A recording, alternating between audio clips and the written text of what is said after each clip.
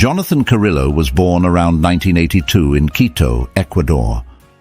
Although his exact birth date is unknown, we know that he was the son of Edith Sanchez and Patricio Carrillo. Their family comprised 3 children: Israel, Alex, and Michelle. Patricio served as the main pastor of Oasis de Esperanza, a Pentecostal evangelical Christian church that operated in various countries, including Colombia, Nicaragua, and Costa Rica.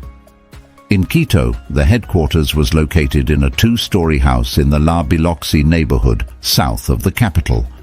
In the same area, a few years later, Elizabeth Rodríguez and her husband, Absalón Campoverde, were expecting their first daughter. For Elizabeth, the news of her pregnancy felt like the greatest blessing God could give her. It was 1993, and for months the couple wondered what to name the baby girl who would soon be born. Absalón liked the name Michelle Elizabeth. However, Elizabeth disliked the idea of her daughter having the same name as hers, so they opted for Juliana Lisbeth. Thus, on August 21, 1993, they welcomed Juliana. As soon as she saw her, Elizabeth realized how much her life had changed for the better. But the happiness didn't stop there, because shortly after, the couple welcomed their second child, Ronnie. This time, the greatest joy was Juliana's, who found in her little brother the perfect playmate. She would dress him up in her dresses, accessories and shoes, and when her mother asked why, Juliana would respond that this way she had her own doll. Cheerful and smiling from a very young age, Juliana showed a passion for music. It was amusing to see her sing, and surprising how quickly she memorized most of the songs she heard. When she entered kindergarten, she participated in a contest and won. On that occasion, one of the questions the teacher asked her was what she wanted to be when she grew up. Juliana answered that she wanted to be a singer. In school, Juliana proved to be diligent. Her intelligence allowed her to grasp lessons quickly, and at home, she did her homework on her own. Elizabeth and Absalón did not hide the pride they felt for her excellent grades, and that satisfaction increased even more when Juliana was later named flag bearer. No one would have thought, seeing the harmonious home environment, that the couple would decide to separate, but that's what happened. By then, Juliana was 9 years old. With a devastated heart, Absalón moved to Zamora, Chinchipe, in the south of the country. The separation was mutual, as Juliana missed him every day. Every time her father called on the phone, she overflowed with joy, and she made this known to her mother, constantly repeating that her father was everything. Meanwhile, at the evangelical church, Jonathan began training as a leader and spiritual counselor for the youth group, where he played the guitar and led the choir. Although Elizabeth did her best to move forward with her children, that personal schism became a steep hill to climb. Seeking spiritual help, she went with Juliana and Ronnie to the evangelical Christian church Oasis de Esperanza. They started going every Wednesday at 7:30 p.m. and on Sundays to religious services, which began at 8 a.m. The boys and girls received Bible lessons in another room, and Juliana came out each time with a new verse learned. Noticing that other girls danced and played the tambourine, she asked her mother to buy her one so she could participate, and she eventually joined the church's dance group. Gradually, Elizabeth's grief began to subside. Her relationship with Juliana was also more than enough proof of how well she was doing in her role as a mother. They were everything to each other. Their long conversations often lasted late into the night. They went shopping together and enjoyed every shared activity. It was clear that they were united by complicity and trust. Another significant source of support at home was Margot, Elizabeth's sister and Juliana's aunt. Mother's Day was usually an occasion where Juliana shone with Elizabeth. She would bring her a gift, whether it was roses or a letter, always accompanied by hugs and abundant affection. Regarding her paternal bond, Juliana and Ronnie traveled to Zamora, Chinchipe, during each year's school vacation. Upon returning, she would tell her mother that she and her father were a blessing from God, and that therefore she would always take care of them, especially when they were old. For her 15th birthday, instead of a party, Juliana asked for new clothes. After all, she was already a young lady. Despite adolescence being a difficult stage, Juliana did not show any signs of rebellion. Her academic performance was very satisfactory because she continued to be diligent in her studies. Additionally, she joined the praise choir on Thursday nights and attended the leadership course. Every Saturday, Juliana would fine-tune her beautiful voice during praise rehearsals to perform on Sunday during the service. Around the same time, Patricio considered that Jonathan should be his successor. So, through verbal and written requests, he asked the body of pastors of Quito, the organization that gathered all the evangelical pastors in the city, to ordain his son as a pastor. Thus, without requiring any other prerequisites, psychological evaluation, or prior studies, the president of the guild, Galo Grandes, along with another pastor, conducted Jonathan's religious ordination as an evangelical pastor. In 2010, Jonathan proclaimed himself as being filled with the Holy Spirit, capable of having divine visions and interpreting God's will and biblical scriptures. Both he and the other pastors and attendees held great affection for Juliana, who was always sweet, tender, and kind to everyone. Meanwhile, she met a young man her age at school, Julio Vasco, with whom she soon began a relationship, always with Elizabeth's approval. Since Julio also belonged to the Oasis Church, he liked the idea of joining the choir, which would also allow him to share more time with Juliana. But when the pastors learned about the type of relationship Juliana and Julio had for the first time, they called her attention and reminded her that she was still a minor. As for Jonathan, he kept a distant attitude toward Julio and placed numerous obstacles in his way of joining the choir. Eventually, the church decided that Juliana needed to be reprimanded. They then forced her to choose between the choir or her boyfriend. For her, singing praises to God was paramount, so she chose to leave her boyfriend. But for Juliana, it marked the beginning of a constant internal conflict, compounded by the pressure from the treatment she received at the church, which was very different from that of other young women. Seeing the situation and completely displeased, Julio left the church and distanced himself from her. Like the rest of the congregation, Elizabeth and Juliana had to tithe, giving the church 10% of all their income, but they also had to give offerings and first fruits.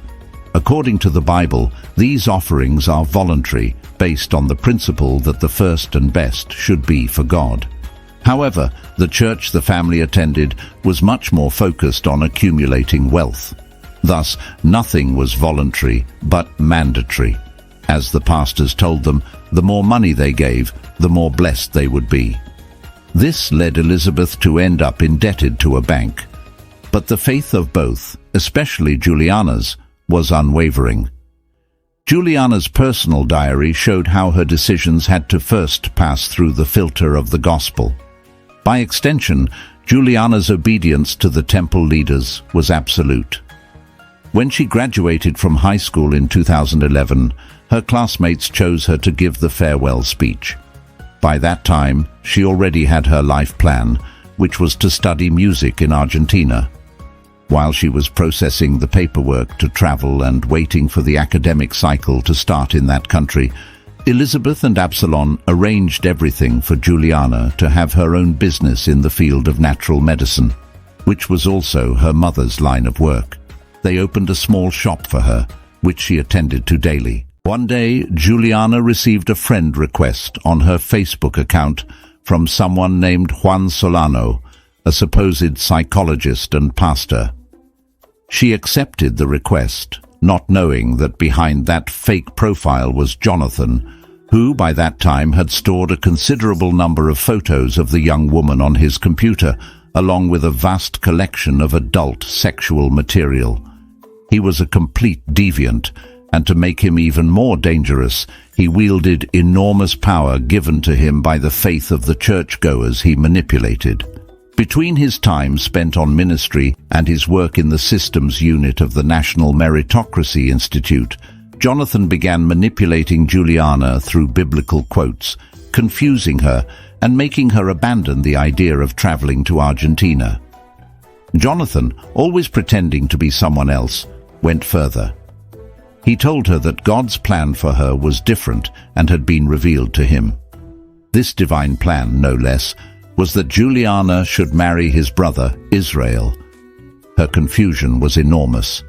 Fortunately, her trust in her mother was absolute, and she immediately told Elizabeth. Aware of the situation, the worried mother decided they needed to leave the church. Elizabeth said, "I was furious at that moment, seeing that Jonathan had said this to her, so I told her, 'Juliana, my daughter, for God's sake, not even I as a mother can or should find you a husband, much less them, as pastors or whatever they may be. But no, that's not right.' And she told me, 'Mom, I don't want to marry Jonathan's brother.' I said, 'No one should,' and she backed away. Anyway, the opportunity to go to Argentina was lost. Faced with her thwarted dream, Juliana continued running her business on Ayavi and Sosaranga Avenue. Then, at Elizabeth's suggestion, the young woman focused on continuing her studies. This time she enrolled at the Catholic University to study biological sciences, and after taking the entrance exams, she was accepted. Meanwhile, Jonathan was searching the internet for ways to track and delete an IP address and how to hack Facebook accounts. On Saturday, July 7th, 2012, Juliana woke up early. She said goodbye to her mother, and around 9 a.m. she was on her way to open her business. Since then, nothing more was known about her. According to investigators and the prosecutor's office, Jonathan kept her captive and took her life on a date and in a manner that have not been disclosed. A report revealed her last location through a cell phone call made with Juliana's chip from Jonathan's phone. This occurred on the night of July 7th, when Elizabeth was already starting to despair from not hearing from her. At the first light of July 8, 2012, the heartbroken mother reported her disappearance. What happened in the following hours is uncertain, but based on the evidence presented by the prosecutor's office, the last contact between Juliana and Jonathan took place on July 9th at the institution where he worked. As part of the systems unit, Jonathan had access to security videos and the creation of users for the use of entry cards to the site. The forensic report concluded that there were alterations in the dates of the videos, as well as time changes in the system's database. All these fraudulent changes were made between July 7th, 8th and 9, 2012. Jonathan had also made 2 access cards for himself. Meanwhile, Patricio, Israel, and Alex visited Pastor Galo at his house and told him about Juliana's disappearance. They also asked him to sign a document that would lift Jonathan's confessional seal, assuring him that it was essential for justice to act. On Monday, July 9th, Margot, Elizabeth's sister, answered the phone. On the other end of the line, Pastor Galo offered his support and prayers for Juliana's quick return, and then, in an unexpected gesture, mentioned that they would receive a response within minutes. And so it was. Shortly after, a message sent from Juliana's cell phone said she had gone to Cuenca, almost 500 kilometers south of the country. The story of the supposed trip was unbelievable because she would never have left in that manner. But it was the only clue, as the investigations that had begun were not advancing in the slightest. The truth was that no one knew anything more about Juliana, and no trace seemed to emerge from such a mystery. The lives of all family members changed. Each day became a struggle. Standing before his sister's empty room, Ronnie felt incapable of understanding. The situation was no less inconceivable for Elizabeth, who, from one minute to the next, found herself without her little girl, her companion, her first love. However, in her mother's heart, she harbored a suspicion and a certainty. The first told her that the church was involved. The second, that she would never rest in her fight to find Juliana. Indeed, armed with signs and tenacity, Elizabeth went to every possible instance. In that battle for answers, and to ensure the case was not forgotten, she was supported by Absalon. By 2014, Police Lieutenant Luis Romero was assigned to lead the investigation, but in the parents' opinion, the authorities' actions left much to be desired. For this reason, the family visited Pastor Gallo, seeking a statement from the body of pastors. But the only response they received from him was that they could do nothing but wait for justice to act. Those were hard years, certainly the worst in the lives of Elizabeth and Absalon. Meanwhile, although there were no results, the investigators kept probing. They focused on tracking Juliana's cell phone. Thus, in 2018, 6 years after the disappearance, the agents found binding evidence against Jonathan. The call log showed that he had removed the SIM card from Juliana's device. Based on this evidence, during the early morning of September 5th that year, Jonathan was arrested at his home and taken to give a statement at the flagrancy unit. The procedure also included searches of his home. During the nearly 4-hour interrogation, Jonathan denied being Juan, the supposed psychologist and pastor who manipulated Juliana through Facebook. Generally, he kept silent. At the end of the interrogation, prosecutor Mayra Soria pressed charges against him for extortionate kidnapping and requested preventive detention. Expert Mauro Rodriguez was responsible for tracing the internet searches made from Jonathan's computer, thanks to a list provided by the National Telecommunications Corporation, CNT. Mauro also found extensive compromising material with images. On October 12, 2018, a sweep was conducted in the south of Quito, with personnel from the prosecutor's office, agents from the Special Operations Group, GOE, Metropolitan Police, the Order Maintenance Unit, UMO, Elizabeth, and her lawyers. Although the agents searched the ravines in the area and found clothes, shoes, and a book, none of these belonged to Juliana. The church was also searched, but without success. An unexpected turn of events finally occurred at the beginning of November, when Jonathan opted for effective cooperation, a legal option that would allow him to receive a reduced sentence in exchange for information about the investigated crime. In his version, Juliana died in his hands due to an accidental fall, and later he threw her body into a ravine in Bella Vista. He also admitted using the fake profile of Juan, but claimed he did so only because she was going down the wrong path. For Lieutenant Luis, Jonathan's words were contradictory. With the presence of authorities and Juliana's family members, a reconstruction of the events was carried out, followed by several excavations in the ravine. The efforts resulted in the discovery of 4 bone fragments. The subsequent task of identification was undertaken by forensic anthropologist Miguel Angel Moreno, who determined that 2 of the pieces were a femoral head and a tooth, both corresponding to the body of an adult woman. Due to the wear, he established that they had been buried for between 6 and 8 years. The discovery triggered diverse emotions in Elizabeth, ranging from joy to pain.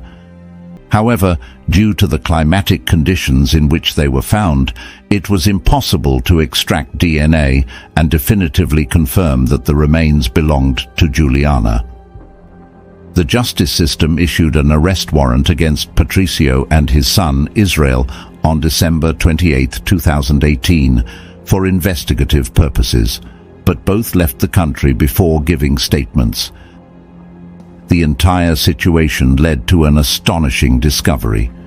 Investigations into the church revealed that it did not have approved legal status with the former Ministry of Justice, Human Rights and Worship, meaning that the entire time the Pentecostal Evangelical Church operated, it was outside the law.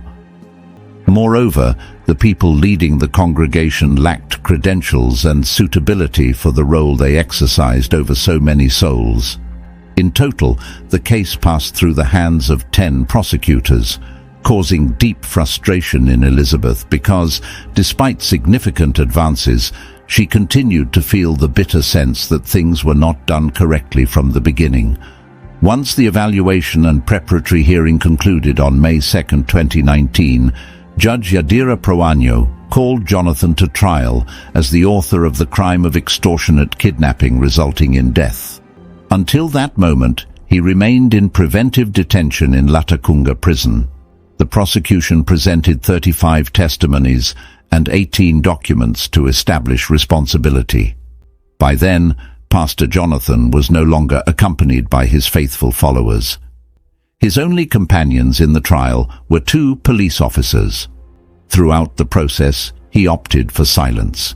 He remained seated with a lost gaze and a hunched back.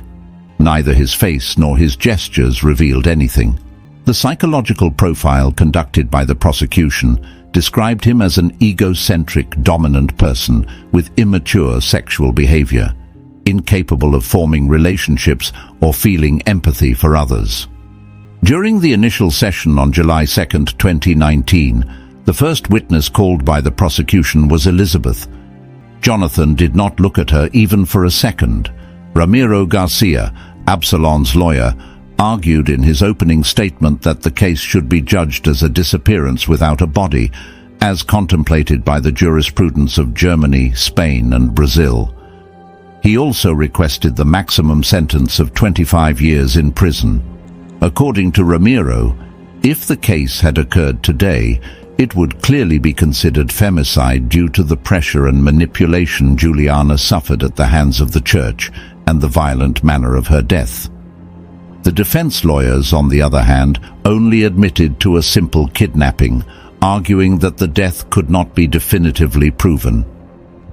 Later, expert Pilar Chiriboga, who analyzed Juliana's psychological profile, mentioned that her deep faith was used by Jonathan to manipulate her. In this regard, the conversations between the profile of Juan and Juliana were presented as key evidence. Various specialists testified about the results of their reports, and Jonathan's version was questioned by these expert analyses and testimonies, including that of Lieutenant Luis. In the hearing on Wednesday, July 3rd, forensic pathologist Luis Guaico simulated a fall similar to the one Juliana allegedly had in her last altercation with Jonathan. According to the forensic pathologist, this fall was simple and could only have caused injuries or bruises, but not the death of the young woman. In his final plea, lawyer Ramiro assured that the process showed the cruelty with which Jonathan acted by leaving Juliana's family without certainty of what happened to their daughter. Then came an endless wait filled with anxiety about receiving justice. The 3 judges who formed the Criminal Guarantees Tribunal, Sara Costales, Gallo Rumiguano, and Daniel Tufino, took about 4 hours for deliberations. Impassive, Jonathan entered the room as his mother and brother Alex approached him and hugged him for a long time. Finally, Judge Sara spoke. She mentioned that unanimously, the tribunal decided that the case consisted of a kidnapping resulting in death. It was proven, she said, through multiple pieces of evidence that Juliana had no reason to disappear, so she was the victim of a criminal act. The tribunal declared that they were convinced of Juliana's death, although it was not possible to extract DNA from the remains found. The evidence and testimonies presented by the prosecution were sufficient to prove Jonathan's responsibility. Thus, in the afternoon of July 17, 2019, Jonathan was sentenced to 25 years of special major confinement by Judge Sara. The Criminal Guarantees Tribunal of Pichincha also ordered the comprehensive and symbolic reparations requested by the prosecution, the definitive closure of the Oasis of Hope Church, training for the national police and prosecution in gender-focused investigation, and the executive to create a national registry of pastors and evangelical leaders. Additionally, it ordered material compensation of $100,000 for Elizabeth and Absalon. The family burst into tears upon hearing the sentence, and then Elizabeth's desperate cry demanding Jonathan to return her daughter was heard. She, like the entire room, held out hope that he would confess the whole truth, but there was nothing, not a word. The psychological report did say that the subject lacked empathy, yet he was allowed to shepherd souls for many years. Elizabeth said, "We have achieved that the court sentences Jonathan Carrillo to 25 years because it was proven that he kidnapped my daughter or took her against her will, and the result of this is that he murdered her." In fact, despite the sentence and the evidence against him, Jonathan and his lawyers insisted on his innocence, so they appealed the sentence. A year later, on June 11, 2019, the tribunal expanded the points of comprehensive reparation of the first instance sentence, ordering the continued search for Juliana's remains in the Bella Vista ravine and the establishment of a reward. Additionally, the Evangelical Church was to place a plaque in memory of the events. On June 11, 2020, the Provincial Court Tribunal of Pichincha rejected Jonathan's appeal and upheld the original sentence. On the morning of May 20, 2021, dressed in black and walking slowly, Elizabeth arrived at the Bella Vista ravine. Members of the Special Operations Group, the National Directorate of Crimes Against Life, Violent Deaths, Disappearances, Extortion, and Kidnappings, and 2 rescue dogs also arrived at the site. The instructions given to the groups were to descend while clearing the undergrowth. In case they found bones or any type of remains, they were to be handed over to a forensic anthropologist. The police groups avoided specifying how long the search would take. However, Elizabeth said that Juliana's case would not be closed until her remains were found, as that was a fundamental part of the family's comprehensive reparation. Nevertheless, Elizabeth later declared that they still did not know about Juliana. In her words, without her daughter's body, justice was only half achieved. On the 10th anniversary of her disappearance, on Thursday, July 7, 2022, her family and several social organizations held a demonstration to demand the implementation of comprehensive reparation measures. During the event, Elizabeth read an emotional letter to her daughter, highlighting the state's inaction throughout the process and reaffirming her relentless fight until all the responses to the petitions were fulfilled. The family suffered new pain and affront from those who claimed to act in God's name. The Quadrangular Church of Ecuador flatly refused to comply with the reparation measure regarding the commemorative plaque for Juliana, who was kidnapped and killed by one of its members. Elizabeth's search continued relentlessly. With living hope, she pursued even the memory of Juliana in the sounds of nature, in the rain, and even in the silences, as if she herself had been trapped in time, waiting for the return of that daughter who could not fulfill her dreams and goals. This is the story of the case Juliana. What do you think about the corrupt character of Jonathan, someone who was seen as a representative of God? Do you think his 25-year prison sentence is justified? Let us know your thoughts in the comments below. See you in the next case.